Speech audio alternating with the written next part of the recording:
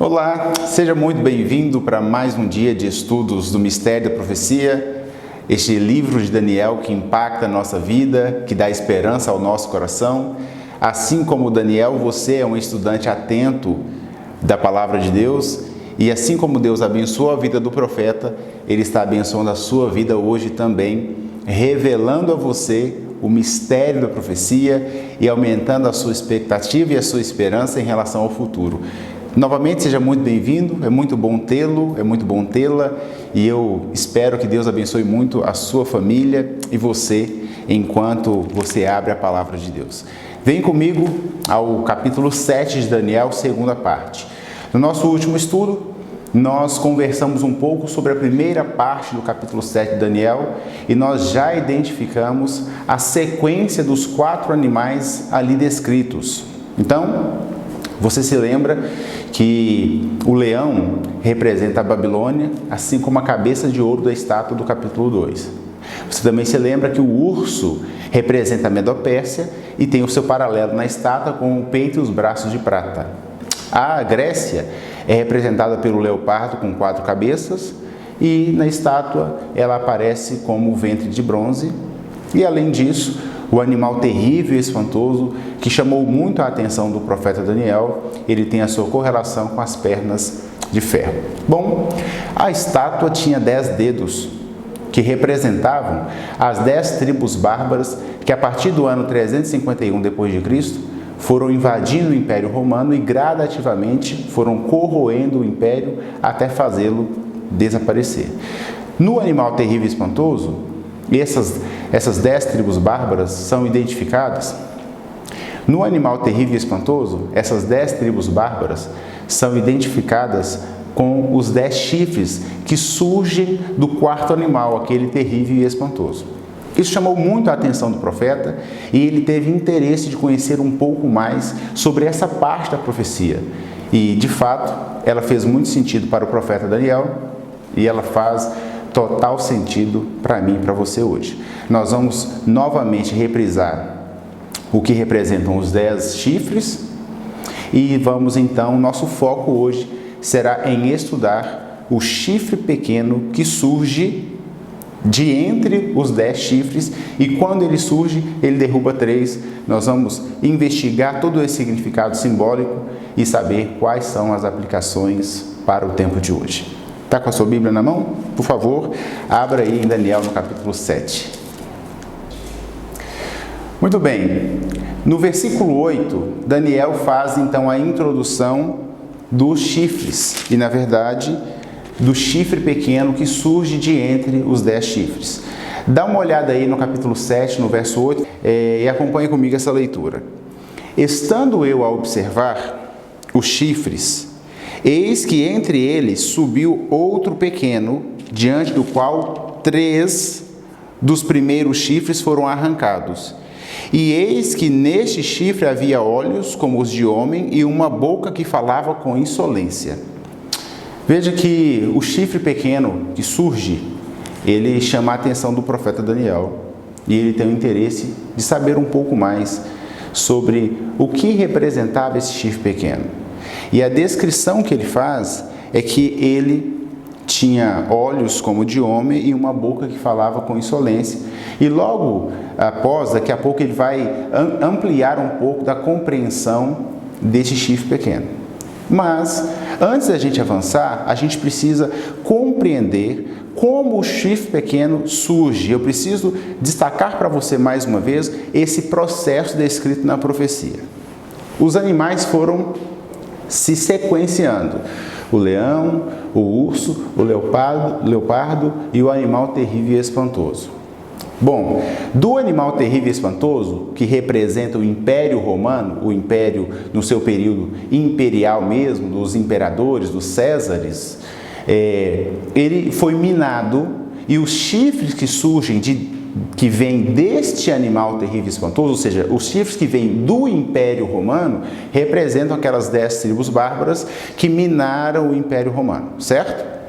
Então, durante o período de existência dessas 10 tribos bárbaras, vai surgir um chifre pequeno e ele é diferente dos outros chifres. Por quê? Por que aquelas outras tribos ou pequenos impérios representados pelos 10 chifres, eles têm uma nuance política? Agora, o chifre pequeno, além de ser um chifre, ou seja, ter uma nuance política, territorial, ele também tem uma nuance religiosa. E ele surge do quarto animal. Então veja só, ele não surge do terceiro, ele não surge do período do segundo, ele surge do quarto animal. E em que tempo? No tempo em que o quarto animal já estava dizimado pelas 10 tribos bárbaras. É preciso você compreender isso para a gente conseguir identificar na história exatamente como é que se deu esse surgimento de um poder político-religioso que iria interferir nos planos de Deus, como Daniel vai descrever aqui. Eu quero colocar aí para você mais um texto do matemático, filósofo e teólogo Isaac Newton, e você vai observar que nos estudos que Newton fez de Daniel, ele identificou o chifre pequeno. Acompanhe comigo aí. Mas o que representa esse chifre pequeno na profecia bíblica? Pergunta-se Newton. E ele mesmo responde. Os reis, os 10 chifres que surgem, representam 10 reinos, como já foi dito. Portanto, o pequeno chifre é um pequeno reino. Era um chifre da quarta besta e arrancou os 3 dos primitivos, daqueles outros 10 que já haviam surgido. Por isso, nós devemos procurá-lo entre as nações do Império Latino, depois do aparecimento dos 10 chifres. Mas era um reino com um rei diferente dos outros, tendo uma vida ou alma que lhe era peculiar, com os olhos e boca. Por seus olhos era um vidente, e por sua boca, falando insolências e mudando os tempos e as leis, era ao mesmo tempo um profeta e rei. Tal vidente, profeta e rei é a Igreja de Roma. Um vidente episcopos é um bispo, no sentido literal do vocábulo. E esta igreja reivindica o bispado universal. Com a boca dá leis aos reis e nações, assim como um oráculo. Arroga-se a infalibilidade e pretende que seus decretos obriguem o mundo inteiro, o que quer dizer que é um profeta no mais alto grau e no mais alto sentido. Observe que Newton, que fez os seus estudos da profecia de Daniel, vai identificar o chifre pequeno como sendo o papado, o bispo de Roma. Na verdade, tanto João quanto Paulo já haviam descrito que esse mistério, ou chamado mistério da impiedade, já estava em operação. Quer ter uma ideia? Veja comigo aí em 2 Tessalonicenses, capítulo 2, verso 7. Olha o que Paulo vai dizer. Com efeito, o mistério da iniquidade já opera e aguarda somente que seja afastado aquele que agora o detém. O mistério da iniquidade já opera, ou seja, o movimento embrionário deste chifre pequeno já estava presente no tempo do Império Romano, império do qual Paulo está escrevendo. Ele já existia no estágio embrionário, naquele contexto do Império Romano, porque é do Império Romano que ele vai surgir, que ele vai nascer, que ele vai se estabelecer. E Paulo ainda diz, ainda há alguém que o impede. Justamente, Paulo está descrevendo isso porque houve um tempo em que os imperadores dominavam a igreja. Consequentemente, à medida que a igreja romana foi crescendo e seus bispos tomando lugar cada vez mais importante, eles se equipararam, ou seja, o poder de ambos se equiparou, até que o Papa ganhou a supremacia em todo o território romano, e eu descrevo para você como isso aconteceu. Veja que das 10 tribos bárbaras, 3 delas eram seguidoras de um homem chamado Ário, que tinha por filosofia e por teoria que Jesus não era Deus, mas que ele era um ser criado por Deus, o primeiro dos seres criados por Deus, e por isso foi dado a ele a honra. Ou seja, Ário negava a divindade de Jesus, dizendo que Jesus não era Deus. E, naturalmente, ele rejeitava o ensino da igreja, que herdou o ensino dos apóstolos, de que Jesus era Deus. Então, esses 3 essas 3 tribos bárbaras, que tinham sua filosofia baseada numa ideia, num pensador ou num líder que rejeitava a igreja, eles resistiram, essas tribos bárbaras resistiram ao papado. Além disso, à medida que o império ia se desenvolvendo, cada vez mais os imperadores se aproximavam dos bispos. E durante a igreja de Atos, por exemplo, quem elegia o bispo de cada igreja era a própria igreja. Ou seja, a igreja se reunia e escolhia o seu pastor, o seu episcopo ou o seu bispo, como você deseje chamar. E o Espírito Santo ia conduzindo. Só que chegou um tempo que a autoridade desses bispos passou a prevalecer sobre a autoridade do Espírito Santo. E agora um autoritarismo se estabeleceu na forma de escolha desses bispos. Um tempo depois, todos os bispos de cada cidade, Alexandria, de Roma, de Constantinopla e assim por diante, eles se reuniram e disseram: nós precisamos ter um representante único que fale por nós, inclusive diante do imperador. Como Roma era a capital do império, eles disseram: é importante que, como sendo o centro do império e a maior cidade, que o bispo de Roma seja o nosso representante, e nós iremos chamá-lo de Papa, de pai. E então, dessa maneira, se estabeleceu que o bispo de Roma seria o Papa, o representante de todos os outros bispos das demais igrejas. Lembrando que esta forma de escolha havia passado de uma escolha do Espírito para uma escolha humana. Uma escolha baseada na oração para uma escolha baseada no autoritarismo humano. E então agora nós temos o contexto do chifre que surge formado. Primeiro, ele encontra uma resistência de 3 das 10 tribos, e essas tribos resistiam porque elas não criam que Jesus era divino ou que era Deus, conforme a Bíblia ensina. Número 2, esse chifre pequeno, ele vem surgindo, esse poder que tem uma nuance religiosa vem surgindo, ele surge do quarto animal, ou seja, de entre esse território representado pelo quarto animal, e ele vai se equiparando cada vez mais com o imperador. No ano 534, o imperador Justiniano outorga ao Papa todo o poder para editar e para fazer cumprir as leis. Lembrando que um tempo antes, Constantino, lá por volta do ano 323, Constantino havia fundado Constantinopla. E ele mudou a capital do império para Constantinopla. De forma que esse ministério papal que já vinha se desenvolvendo desde o primeiro século, ele agora não encontra mais resistência dos imperadores. Isso em 323. Ele encontra só resistência de 3 daquelas 10 tribos bárbaras, porque elas não criam que Jesus era Deus e era isso que a igreja ensinava. Além disso, já no ano 534, o imperador Justiniano ele assina um decreto dando ao Papa a autoridade como se ele fosse o imperador. Ou seja, o Papa agora é um líder religioso e é também um líder político. Ele pode editar as leis e ele pode fazê-las cumpri-las. Bom, mas ainda restava a resistência das 3 tribos, que não coadunavam com o ensino ou da igreja ou do Papa.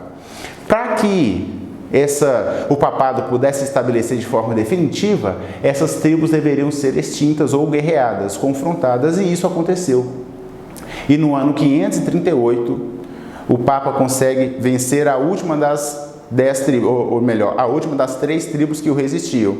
Os ostrogodos, no ano 538, caem diante do exército do Papa.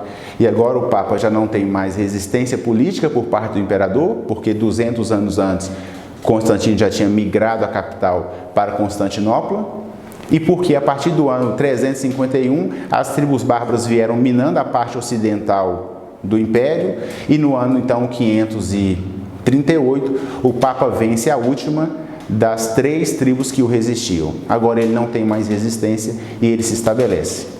E aí nós conseguimos chegar a outra parte da descrição que Daniel faz desse chifre pequeno.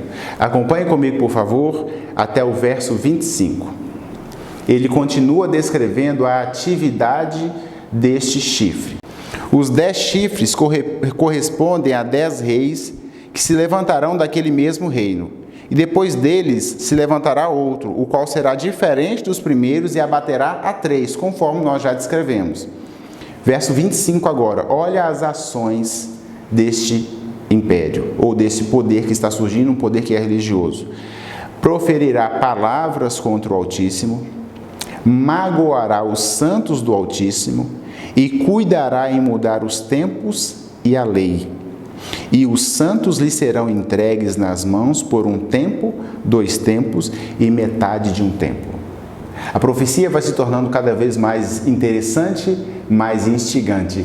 E o nosso desejo é fazê-la compreendida por você, assim como ela foi compreendida pelo profeta Daniel. Acompanhe comigo que nós caminhamos então em direção ao desfecho dessa história. Muito bem, eu quero te lembrar alguns textos da Bíblia que mostram exatamente como que o chifre pequeno, já identificado aqui como o papado, ele se posiciona tomando lugares e atividades e atitudes que não só corroboram a interpretação bíblica, mas ao mesmo tempo que nos permitem fazer uma identificação deste chifre pequeno com o papado. A Bíblia diz, como nós já lemos, que ele tinha olhos como de homem e tinha uma boca que falava insolências.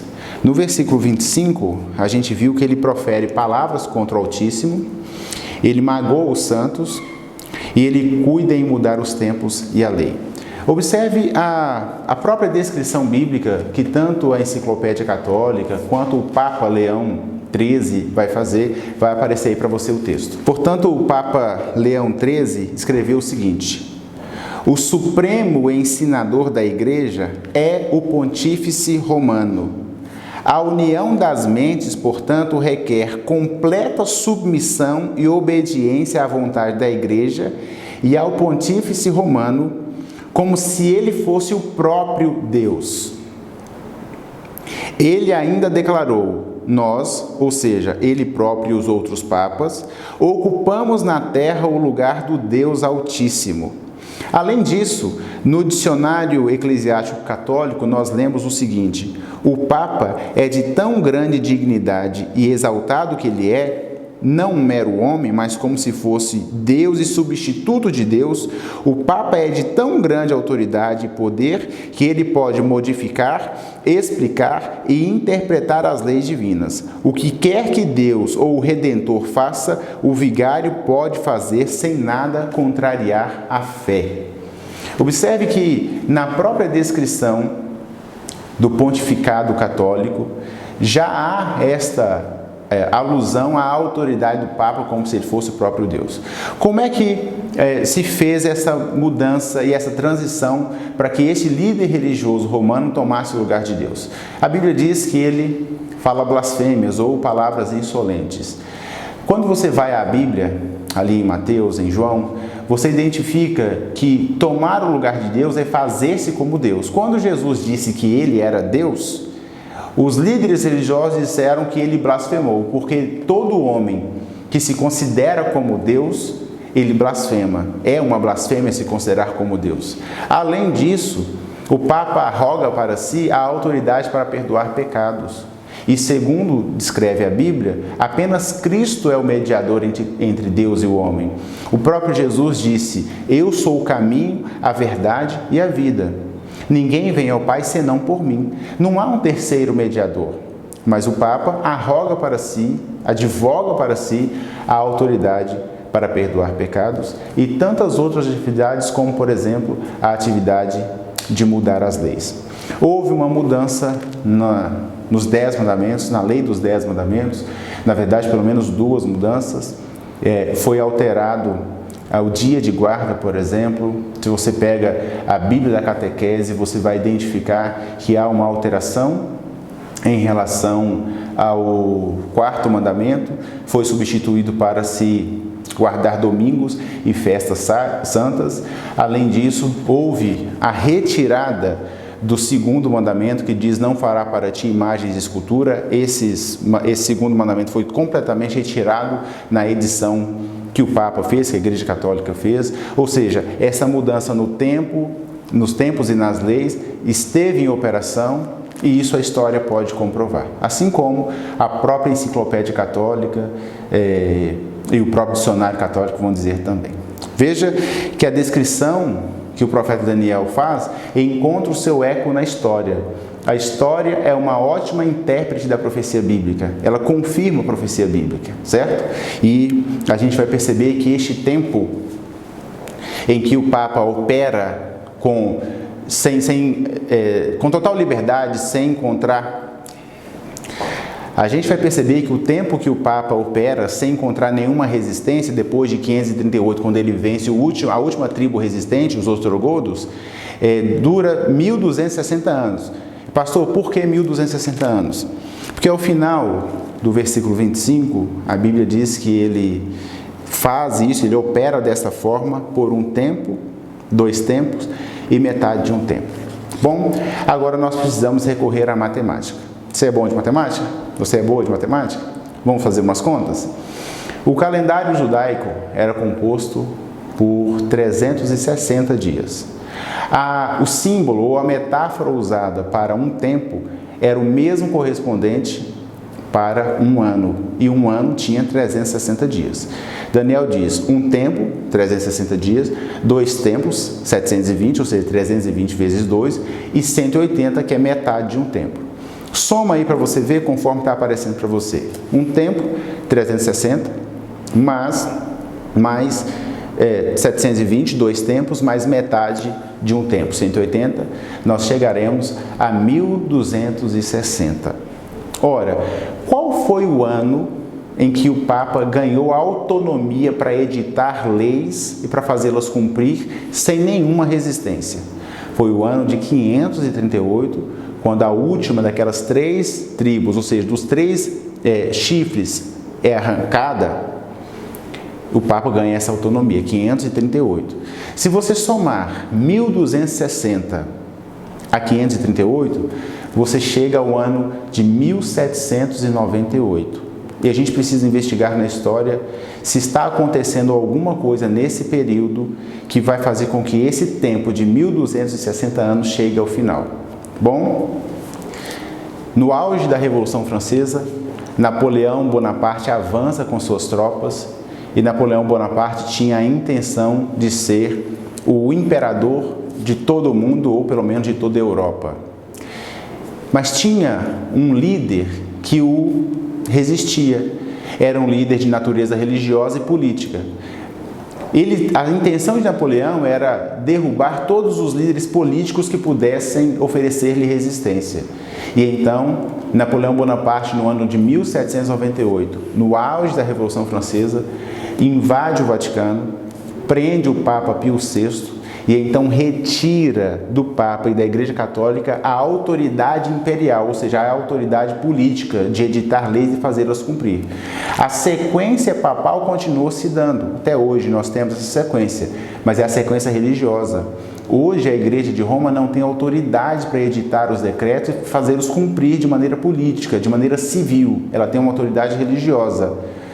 Esta autoridade política foi então retirada ao fim deste um tempo, 2 tempos, metade de um tempo, ou seja, 1260 anos da profecia bíblica, quando Napoleão Bonaparte, em 1798, prendeu o Papa Pio VI e então destituiu a autoridade dada 1260 anos antes, quando Justiniano deu essa autoridade, quando o exército do Papa venceu a última tribo bárbara. Interessante, não é? Como é que se desfecha essa história? Como é que ela termina? Olha o verso 27. O reino e o domínio e a majestade dos reis debaixo de todo o céu serão dados ao povo dos santos do Altíssimo. O seu reino será eterno, e todos os domínios lhe servirão e lhe obedecerão. Existe um reino que durará para sempre. E este reino não será um reino religioso, autoritativo, imposto.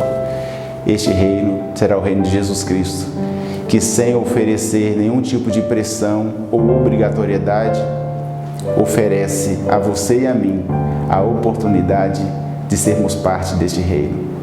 Você é um dos santos que, por ter aceitado a Jesus, se torna filho de Deus, se torna herdeiro do reino, se torna destinatário da coroa de vida eterna. A profecia bíblica identifica um chifre pequeno, um poder que vem surgindo. Ele existe no estágio embrionário já no dia dos apóstolos, mas ele surge de fato saindo do Império Romano, depois que o Império foi dizimado pelas 10 tribos bárbaras. Ele ganha uma conotação também religiosa, além da política. Como chifre, ele está representado como um império, ou seja, como um reino, mas com boca que fala insolências, que magoa os santos, que fala contra o Altíssimo, ele tem a sua nuance religiosa. Essa identificação é feita a partir do único império religioso que surgiu do Império Romano político, e este império é o Império Papal. A Bíblia é clara, a história comprova, a própria Igreja Católica arroga para si, conforme documentos aqui apresentados, que este é o Império Papal. Não importa qual credo religioso você tenha, não é a questão aqui. O que importa é se você olha para Jesus, crê nele e deseja fazer parte do reino que ele está fundando. Bom, as coisas e a vida na terra vão passar. A história seguirá confirmando a profecia bíblica e o Espírito Santo vai confirmar a fé que irrompe em seu coração. Os dias são maus, a história humana é estranha.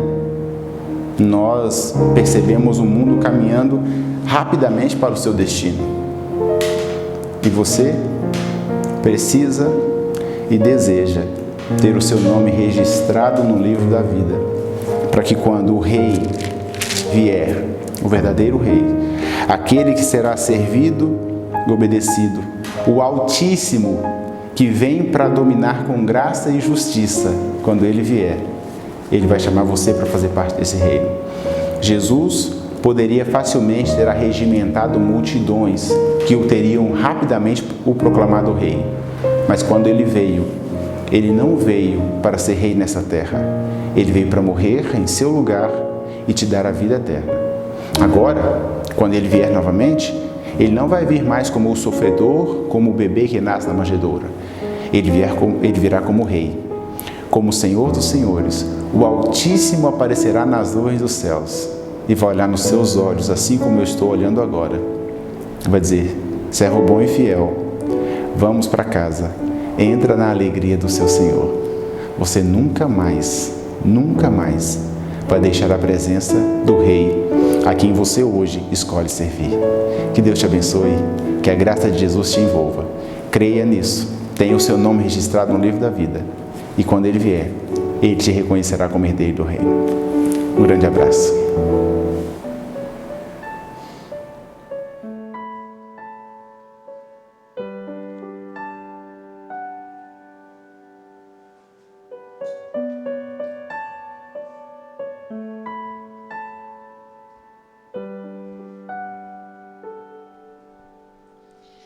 Em breve, isso ainda faz sentido. Espero, mas tempo é relativo.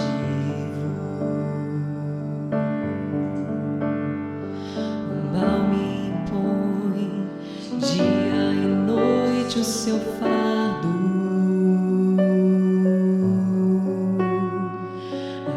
Dura só uma fração de segundo. O que é o tempo para alguém que está cansado? Não sabe mais se um dia terá alívio.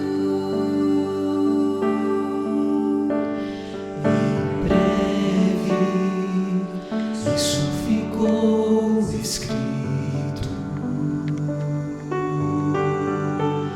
pra muitos, poeira de um velho livro. Milênios depois do